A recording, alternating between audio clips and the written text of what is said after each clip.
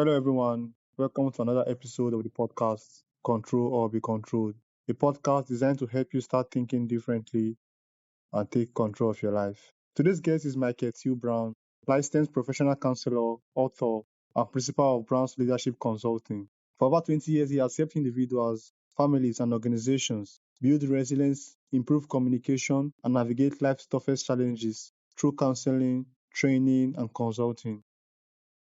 He's also the author of Born to Achieve and A Beautiful Challenge. Michael, welcome to the show. Thank you for having me. Glad to be with you. Thank you very much, Michael. So before we get into it, Michael, can you please introduce yourself to my audience? Yes, as mentioned, Michael T. Brown, and I'm a counselor, an educator, and an author.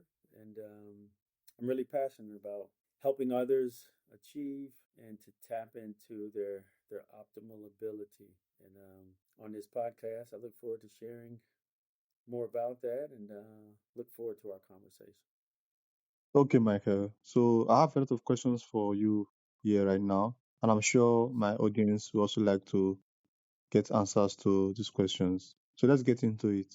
With over 20 years in counseling and leadership development, what patterns do you consistently see in people who feel stuck or overwhelmed? Great question. It's actually been over 25 years now in the field. And one thing that stands out for me of where we get stuck as individuals deals with our thinking, our thought life. You know, I love the quote that says, believe and you can achieve. That speaks to our ability, right, to cast a vision for our lives. But that vision can only really be made manifest if we believe that it can come to pass. And sometimes our thought process, right, can block us from that real authentic belief.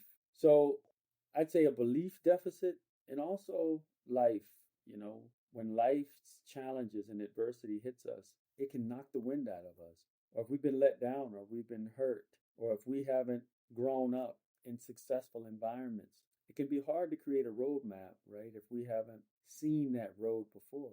So I'd say those are some of the key patterns that get in the way, those self-limiting beliefs and those experiences that can cause us to get stuck or stagnant.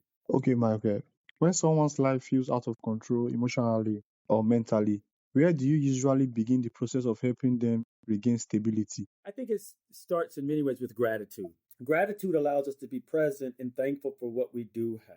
It's good to think about what's next, but I think it's also important to take inventory, take stock of what is. And if we look around, right, there's still so much to be thankful for, still so much to be grateful for. And no matter what the person is going through, if we're in a conversation with them, they've survived. And based upon that survival, that can be a launching pad to move from surviving to thriving. So understanding that there's still more work to be done, and just because we're stuck or stagnant, that doesn't mean we have to stay stuck or stagnant. So we need to have lofty goals. We need to have the beliefs. And I would also say we need to have what I call mental mapping. That's the idea of understanding where I am, location wise, life wise, where I want to go, the destination, and the work that's going to be required in order to get me there.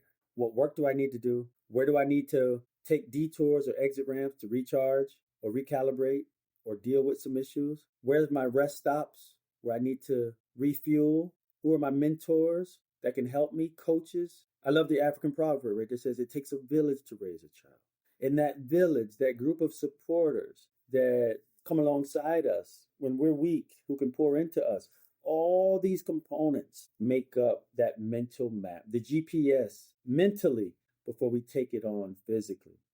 And I think that's a great way for our listeners maybe to look at it, is realizing that just because you're in a certain place doesn't mean you have to stay there. We can get where we need to go, but we got to put the work in. Okay, so you work with individuals, families, and organizations, right? So how do the same emotional challenges show up differently in each setting? Yeah, great question. I think, they're a lot similar. You talked earlier in the other question, right, about being emotionally or mentally out of control. I think awareness is key to realize, you know, what may be triggering this type of emotional letdown or breakdown. And sometimes we need some more intensive help with that, whether it's therapy or really taking ownership through our self-care strategies of saying mentally, physically, spiritually, emotionally, what do I need to do in order to move myself down the road to success? Whether it's an individual, a family, or an organization, we need to deal with the root cause of the issue. If we don't deal with the root cause of the issue right then, we're just putting a band-aid on it. Well, sometimes we need to have a surgery. But in order to do the surgery, we need to have a good diagnosis, a good prognosis. And once we understand the prognosis, here's my blueprint for success. And we may need help in that. Sometimes a counselor, a coach, a therapist, a mentor can help us sift through some of the emotional or mental weight or baggage that's built up over time. Sometimes, Darlington, we got to go back and deal with any past pain or trauma that leaves a gaping hole. And we know we can't go back and change what happened to us, but we can change how we respond to what happened to us. We can forgive, we can heal, we can let go, we can reset. And I think those same principles translate well into our individual life, into our families, and into our business and community work as well. Identify the problem, realize where we need help, be willing to get the help, and then execute on that plan or that agenda that we came up with. Okay, thank you very much, Michael. So I want to know, in your experience, what causes people to lose control of their emotions, decisions, or direction in life? I think a lot of it has to do with a lack of direction. There's a spiritual teaching that says where there is no vision, the people perish. People literally die, right? When there's no game plan, no leadership, or no vision.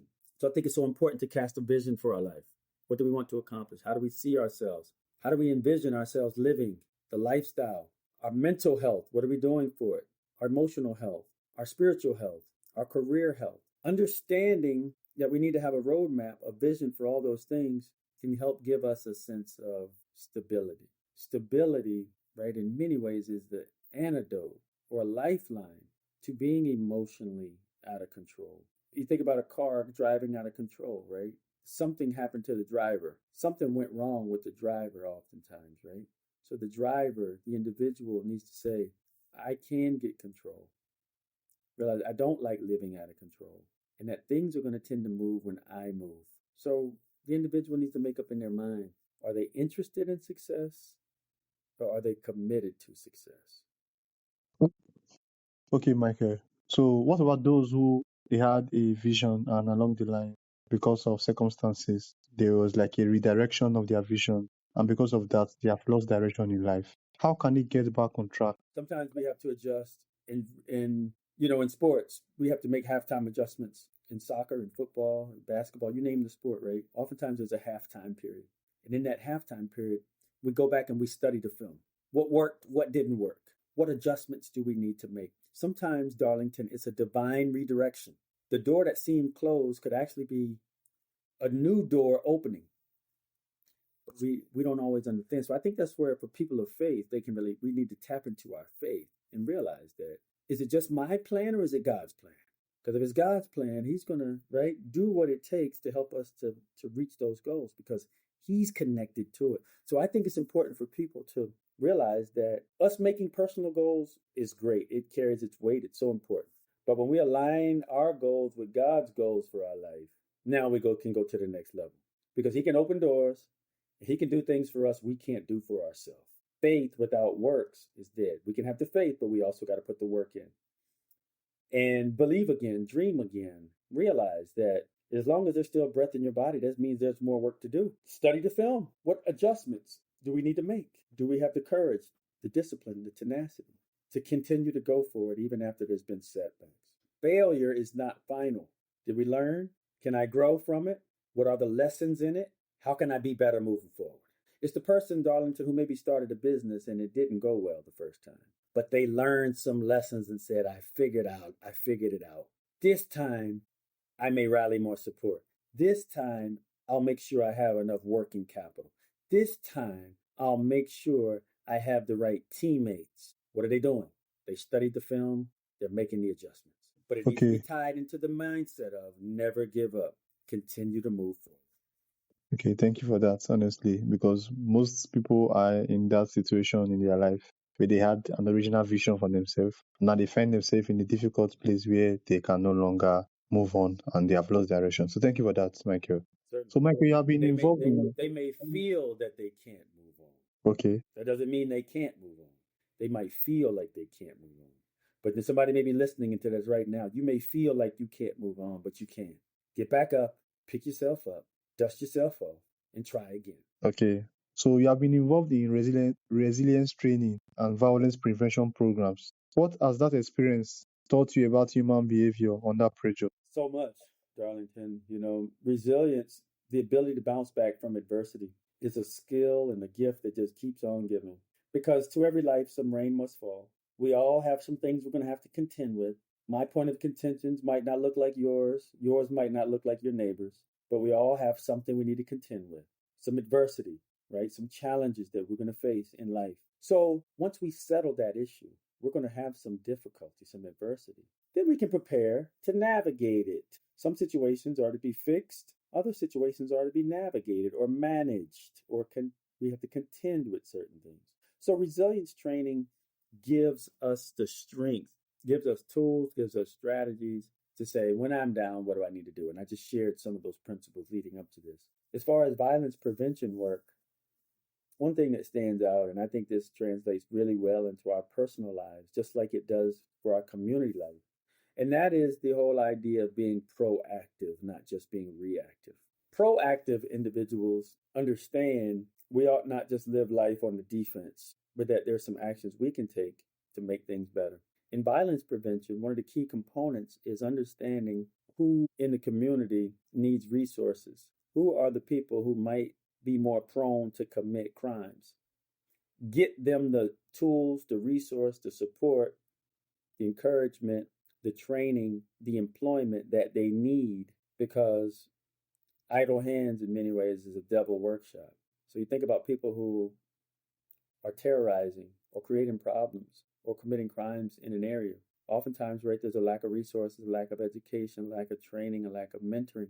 Being proactive says let's get out in front of that as much as we can. The younger, the better, right? If you educate a child, you might not have to rehabilitate a man or woman. So education matters, home training matters, right? Love and discipline, giving parents, communities, schools the tools, the resources, the support, the encouragement to do that work. And so many people, right, around the globe can identify with this whole idea that the village helped them succeed, right? That in many ways, a man is a woman is not just an island. That great individuals are often supported by great teams, and that's what a lot of that work has taught me, Darlington. So there's some like a popular belief or misconception that people have pertaining how their environments play a major role in how their lives or how their lives turn out to. So I want to know what role does mindset versus environment play in whether someone takes control of their life or stay in survival mode. Tremendous question, Darlington. Tremendous question. And I think mindset and environment both play a key role. For each individual, that's determined upon how they view that and how they view their role in moving forward and still accomplishing and still succeeding in their life. You know, a child can't necessarily choose the environment that they're raised in, but based upon what they've gone through, they can reach a certain point in their life, right? Where they can see themselves outside of their circumstance. Are you familiar, Darlington, with the American civil rights leader who passed away here recently, Jesse Jackson? You ever heard of him? Yeah, yes, I am. I think you're muted. Yes. Well, maybe you're not. But Jesse Jackson said something very important years ago. He's now passed, now transitioned. He said, you might have grown up in the slums, but that doesn't mean the slums have grown up in you.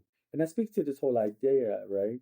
That there may be somebody right now in a remote village and they feel unseen or feel unheard. Or maybe they're in, right, a ghetto in a major city or in the suburbs. No matter where our listeners find themselves, know that your life matters. Know that your environment could be help preparing you for what's next. Realize that you might not have chosen your environment, but you can choose your mindset. What mindset? A winning mindset. Winning individuals, winning teams, I believe, Darlington, have winning habits. In many ways, we're not going to outgrow or outachieve our habits, our mind, our mental health. What are we doing for our mindset? The books we read, the content we consume, the education we garner. For our physical health, taking care of our physical bodies, right? Making sure we get energy and adequate rest, working out, taking care of our body, what goes in it. Our spiritual, our emotional health. What are we doing for that part of ourselves that we can't see? So when we make those investments, mental, physical, spiritual, emotional, relational, that's moving beyond mindset and environment into thriving versus just surviving. That builds momentum, that builds traction. The child who says, you know what, I don't know if I'll ever travel the world, but through this book, I can escape and I can start to see the world through books or through the technology, right? Through the internet.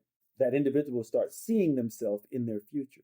Maybe it was you, Darlington. Maybe you maybe you didn't know you'd have this podcast, but because you took a leap of faith and said, let me do a podcast, you're able to affect people all over the world.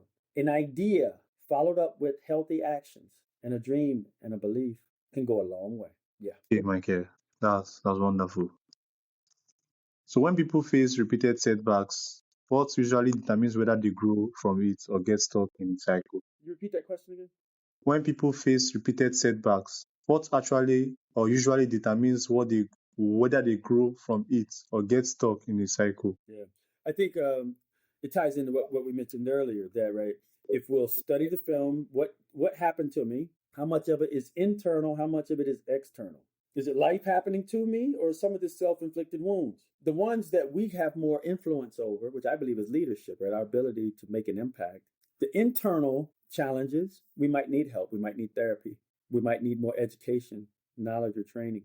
We might need to reinvest in our belief system, to believe again, to dream again. But it takes tenacity, hard work, discipline, effort.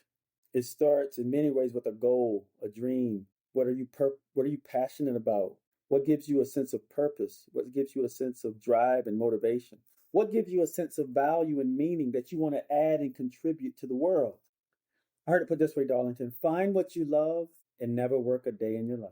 Because when you do what you love, what you feel called to do, what may be in alignment with your God given purpose, it doesn't mean it's not going to be work from a standpoint of needing to give energy and effort, but it's good work, it's fun work, it's work that you might do even if you didn't get paid for it. Why? Because you love it, you're passionate about it. So I encourage people, find what you love and commit your life to it. That'll help, that'll give you the strength, the discipline, the tenacity, the grit to help you weather those tough storms that we know are going to come. When you love it, you'll stick with it. If you don't love it, chances are you'll quit. So find something that you love that you don't want to quit on. Find some people you can serve that you don't want to quit on, that you won't rest until it comes to pass. I pray that for our listeners, those who are struggling trying to find purpose, that you don't die with that dream on the inside of you. Don't take it to the graveyard. Don't take it to the cemetery. Invest in it. Go after it. Imagine God giving you gifts, which I believe He gives us all gifts, and Him coming back saying, I want a return on my investment. What did you do with what I gave you? That'll help us navigate the repeated setbacks. Okay. So you have authored books on achievement and challenge. What's the key truth about success that most people overlook? Well, from the book Born to Achieve, one of the key principles that I think that resonates well with the listeners is this whole idea that greatness is not necessarily just about wishful thinking. We got to have the tools, we need the strategies, we need the principles, we need the belief system to help us get there. It deals with line when purpose and passion line up. Success is more tangible, more achievable. For our relationship book, A Beautiful Challenge, the main premise of that book deals with the idea that healthy relationships are not just inherited, but they're worked for, they're fought for, and they're won. Anything worth having long term that's successful and sustainable ought to be worth working for. I believe it should. But there's skills we need to have effective and healthy relationships, communicating effectively, forgiving one another, giving each other grace, having boundaries, having expectations. The 5 love languages, spending time, connecting. So I would say those are the overviews of the books and what they lend. Yeah. Okay, Michael. So you have exhausted all my questions, but I have one more final question for you. For someone listening right now who feels like life is happening to them, what is the first practical step to start taking control again? First practical step is be aware of where you are and make up in your mind that you don't want to stay there. So with that awareness, know that there's more, know that there's better.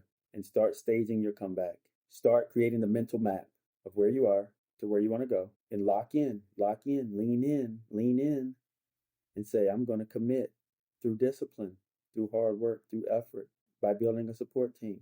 But realizing that I got to be my own biggest and best cheerleader. We need to be our own biggest and best cheerleader first.